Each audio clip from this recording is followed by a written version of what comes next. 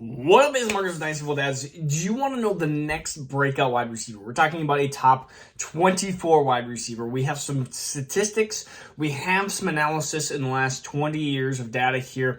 And then we're going to go through 3 wide receivers that fit these criteria, fit this data, and will help predict the next wide receiver breakout and see if actually some of the guys that you're holding on to are going to follow this data here. So we're going to have the data up here. I know that this is a lot of math. It's a lot of numbers. Hang in there. I promise you it will be worth it. And if you just want to skip to the end, you can skip to the end too, and I'll tell you the 3 players. The first thing we're going to do is talk about draft capital. Draft capital is always so important. It is the king in a lot of cases. And I think a lot of people they underestimate what a first round versus a second round, or a first round, what a third round. That there's a big difference when it comes to NFL teams putting investments into some of these players and some of the delayed progress that can do. So we're going to go through the breakouts. This is 2000 to 2021. So you get 21 years of data here. Most breakouts happen in, surprise, surprise, round 1, as you can see. In fact, 85.47% of breakouts happen in the first 3 rounds. This is why the first 3 rounds, I usually have a big, huge dark line underneath it. Now, yes, it happens. I've even talked to people, and they're like, well, this 4th round receiver I love. Amon-Ra St. Brown, which I love too. And then there's a 5th round wide receiver, and then there's Diggs, and it happens. Trust me, there's a 14 point and change percent chance that there could be a breakout, a non-round 1 through 3.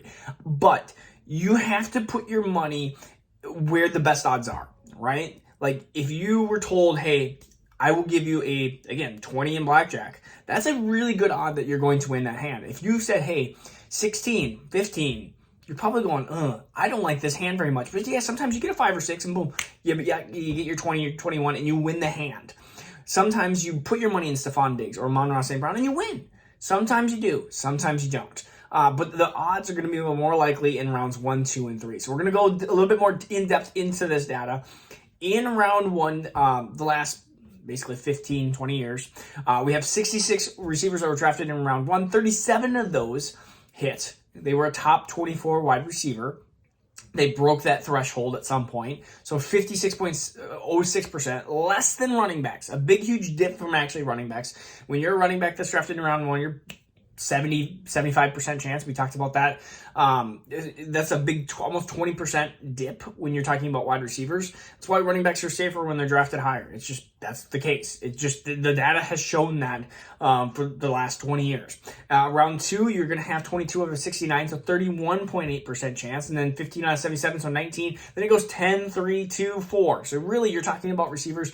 I mean, if you want to guess the breakout, the 2 of 66 receivers that were drafted in round 5, be my guest. The chances are just not very good at all. And again, 2 for 76 out of round 6, and then 4 out of 99. Like, be my guest. Try to guess who those are. Even round 4, 7 out of 69. If you're talking 7 out of 69, your 10% chance versus a receiver that maybe you don't like as much. Even I look at the Kadarius Toney versus Amon-Ra St. Brown argument from last year. I liked Amon-Ra St. Brown's talent more than I liked Kadarius Toney. I liked his situation more. But I had Kadarius Toney slightly above Amon-Ra St. Brown. Whether that was right or wrong, the odds said 56.06% hit rate to a 10% hit rate.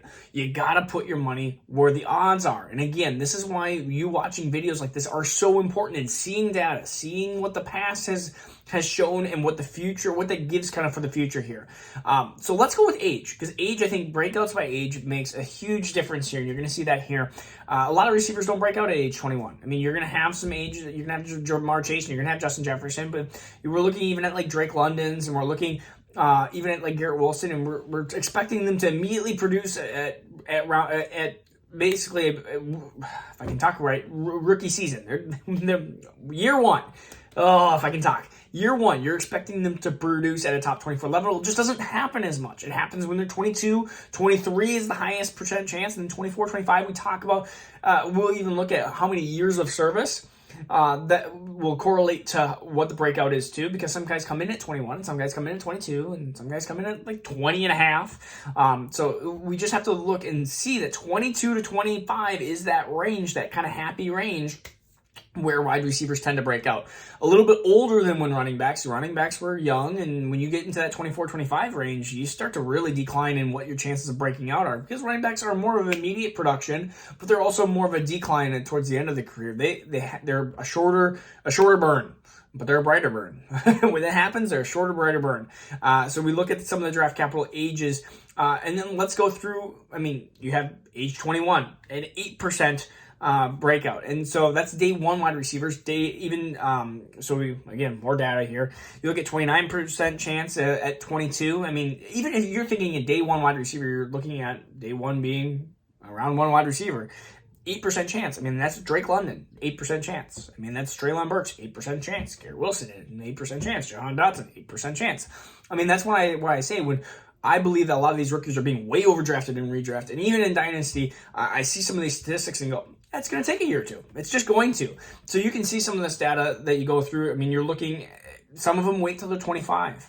And we're going to be talking about a receiver that has struggled the first couple of years that I believe will be a breakout. And so we're going to be talking about that here at the end of the video. We look at day two wide receivers, and it's even more of a slow burn. It takes year 3, year 4. Like, that's where it seems to be the best for them. Now, Amon-Ra St. Brown is probably one of the, well, he was day 3. When we look at that 0% chance, and this was actually all the way to 2015, this data was collected via Google Internet. But so Amon-Ra St. Brown would be potentially a breakout through there. And so really you look at the odds. Again, the odds are not good. The odds are very bad when it comes to this data. This is wide receiver breakouts for, again, a 15-year sample size. And so you're going to see a lot of receivers not break out. The later into their rounds, the later it takes to their careers to basically break out and to have that trajectory. So let's look at the breakouts by career age and experience combined together. We have career year 2 is clearly, I mean, you look at that, clearly higher. I mean, round 1, you do have some people that break out, but then you have year 3, and then after that, it really starts to be scary. We always talk about the year 3 breakout of receivers. I feel like that is just something that we've always assumed. I mean, I've always assumed that just from listening to other podcasts for my entire childhood. Year 3 breakout, year 3 breakout. We should actually be talking about the year 2 breakout, the sophomore breakout, because that seems to be basically twice as common as the year 1 and 3 breakout. So look at those sophomore receivers. They are extremely important. And we've talked about datum previously about what markers we are looking for on rookie years that project a sophomore breakout. We've done that, I think, twice now. You might have to look back to last year's video again. You're going to have to search the feed and find out what leads to being a breakout or what is the threshold to having a successful sophomore receiver. So let's go through. I mean, again, we can look at wide breakouts per year based off of day 1, day 2, day 3 here. Screenshot that and kind of send that to your side here, and you see a lot of it. I mean, 21% chance if you're a breakout year 1, 40%, really lots of year 2. So look at those round 1, year 2 wide receivers. They're going to be very successful. Even day 2, even day 3. I mean, look at sophomore receivers are the key, and then even junior receivers that seem to hit some certain thresholds do too. So let's go through the receivers that I like the most. Rashad Bateman.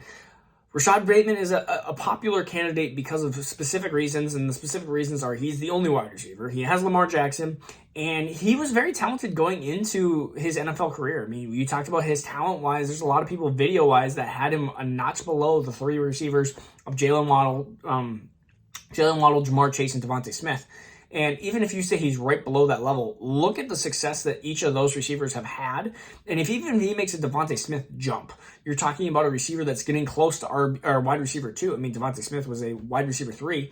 We forget about his 900 yards, and we forget about that. I don't know why, but I mean, so Rashad Bateman easily could get into that 900-yard mark and then get some touchdowns on the side there too. So, I mean, they have 196 wide receiver vacated targets last year. A lot of that's Marquise Brown. He is gone.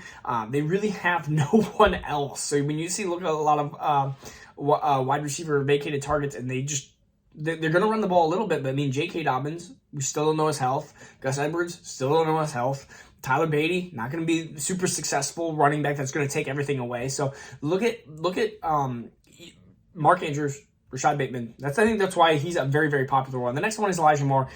And Elijah Moore, he's being drafted way below Garrett Wilson, and I don't understand it. I mean, we look at even like the breakout age, breakout ability. I mean, the biggest question, I think, is Zach Wilson. And if you like Garrett Wilson, then why do you not like Elijah Moore? They're basically not the same receiver, but I mean, 1A, 1B, their talents are so close. I think Garrett Wilson's slightly ahead, but slightly ahead does not explain the dip or the gap in ADP here. And we look at from week 7 onward, he was the wide receiver 7 in PPR, 17.7 points. He absolutely did amazing. I mean, this guy is a guy that was on the field, showed his talent, and I always called him Antonio Brown light. I really, really thought that he was the talent ability of kind of being that Antonio Brown light. I mean, he really does. And so I think 1A, 1B, he's ADP right now of wide receiver 34 in redraft, which again, I think easily can hit that as a floor, but you're talking about a guy who can wide receiver 7 onward. I mean, you're talking, I think he could easily be a wide receiver 2 breakout. I think not guaranteed, but I mean, I would put more money on that than this next guy, which is Jerry Jeudy. I mean, Jerry Jeudy has the situation. He is a highly touted prospect, very close to CeeDee Lamb when CeeDee Lamb was coming out. In fact, for 2 years prior to CeeDee Lamb coming out and Jerry Jeudy coming out, Jerry Jeudy was almost a foregone conclusion that he was going to be the number 1 pick in that dynasty draft and the number 1 wide receiver in that dynasty draft. Now, Jonathan Taylor, CEH, J.K. Dobbins, DeAndre Swift, CeeDee Lamb kind of all jumped him. Even Justin Jefferson jumped him in some cases. And so really everyone just, I mean, they just kind of hopped over him. And now we look at Jerry Jeudy looking at basically this guy that's been almost forgotten. Yes, he's had 2 rough years, but he's had 2 horrible quarterbacks. And you look at Sutton, there's Sutton and Jeudy easily could both be top 24 wide receivers. Look at Lockett and Metcalf. They both did that. Russell Wilson is going to produce a quarterback 1 type of season, and you look at 3,500 yards and 25 touchdowns. Why can't that be split between Jeudy and Sutton? Maybe a little bit of Albert O, if Albert O can do that. I mean, you're really looking at, especially now that there is no Tim Patrick, and so I'm not a believer in KJ Hamler. So really, I think that there is a specific jump that Jerry Jeudy can do. So those are my 3 favorite: Rashad Bateman, Jerry Jeudy, Elijah Moore. They all fit that, and I have investments in every single one of those 3 players because I believe strictly in those 3. I mean, you could even say that Devontae Smith is a huge jump in this too. I mean, Devontae Smith he's almost the guarantee, not the guarantee. He's almost too easy of a pick, but Devontae Smith is another pick. You look at, he's slightly older. I mean, he came out slightly older, but you look at his breakout sophomore season. He had a really good rookie season. You could say rookie season, enough that he was close already into that breakout category. He just needs to make a little jump. I think A.J. Brown, the talk is A.J. Brown. A.J. Brown is going to get his 1,000 yards. He's going to have his 8 to 10 touchdowns. But why can't Devontae Smith have just a slight more jump? I mean, the guy already had 900 yards. Just give him an extra 100 yards. Why can't he do that? There's always a crutch argument said that when another wide receiver comes in, there's the 2 arguments being made. 1, it's going to steal his targets and he's going to become worse. Or 2, he's going to take coverage away and he's actually going to be better. None of that has actually shown to have any validity. It seems to kind of both tend to happen.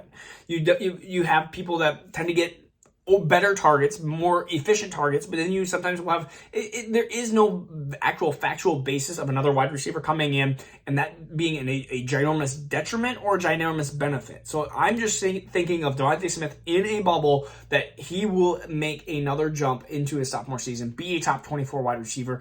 Maybe not make even a T. Higgins jump, but make enough jump that you're going to go, oh, yeah, that's good. That can definitely happen. And there's other wide receivers I like too. I like Michael Pittman. I like T. Higgins to continue to make his progress into his junior year. So, again, plenty of wide receivers that I absolutely love that are coming up. So, again, this is Marcus Dynasty with that. Peace out. Take care. We'll see you again tomorrow.